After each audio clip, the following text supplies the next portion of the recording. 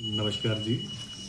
आज जो भारतीय भाषाओं के ऊपर हिंदी के जो बहुआयामी प्रकल्प चल रहे हैं, बहुआयामी उसका विकास हो रहा है, उसके ऊपर आज की सारी संगोष्ठी का आयोजन किया गया था।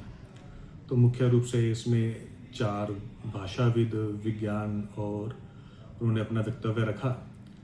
डॉक्टर अशोक कुमार जी, डॉक्टर संजय रामन जी, डॉक्टर अलका बोस जी और डॉक्टर जितेंद्र जी, जिन्होंने संस्कृत, हिंदी और तमिल में हिंदी भाषा का विस्तार, इन क्षेत्रों में हिंदी भाषा का विस्तार कैसे कैसे हो रहा है, इसके ऊपर अपने सारे वक्तव्य रखे। रिसर्च पेपर भी पढ़े गए और साथ में भारतीयता के अंदर राष्ट्रवादी काव्य धारा का जो एक विकास हुआ, उसके ऊपर डॉक्टर अलका बोस जी ने अपना बहुत सुंदर व्याख्यान दिया। वो वास्तव में काबिल तारीफ था, जिस तरह से उन्होंने सभी हमारे राष्ट्रवादी कवियों को कनेक्ट करके अपना एक रिसर्च पेपर पढ़ा। और इसमें जो ये भाषाएं क्या है कि भारत के अंदर जो 8वीं अनुसूची के अंदर हमारी 22 भाषाओं को सम्मान दिया गया, उसमें कोई किसी को बड़ा छोटा नहीं कहा गया, सबको बराबर सम्मान दिया गया। इसका उदाहरण हम देखते हैं हमारे करेंसी के ऊपर, नोट्स के ऊपर। नोट्स के ऊपर सभी भाषाओं को सम्मान अधिकार दिया गया, सभी भाषाओं को दिया गया, छापा गया।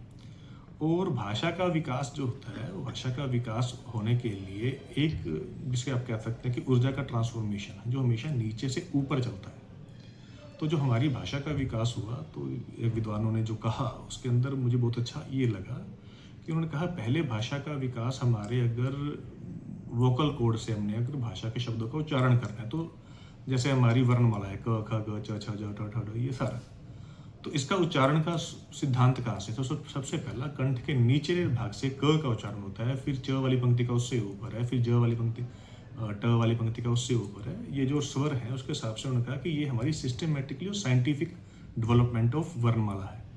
ठीक है, दूसरी भाषाओं में ऐसा संयोग देखने को हमें नहीं मिलता है कि जो इतनी साइंटिफिकली डेवलप की गई हो। भारत में जितनी भाषाओं का विकास हुआ है, वो सारा का सारा वो इसी आधार पे हुआ है, नीचे से ऊपर के चढ़ते क्रम में। चाहे आप पंजाबी के कक्का कग्गा गग्गा जज्जा देख लो, वो सारा।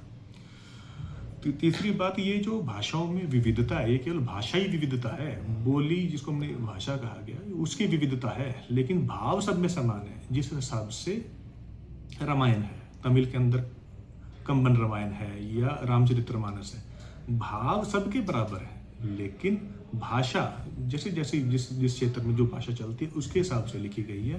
तो हमारी भाषाएं विविधता है, लेकिन भाव विविधता नहीं, भाव समरूपता के आधार पर हमारी भाषाओं का विकास हुआ है। और ये सांझी विरासत है, सांझी धरोहर है हमारी, और हम भारत के अंदर सभी भाषाओं का समान सम्मान करते हैं। ये ऐसा इस सारे विषय का प्रतिबोधन रहा।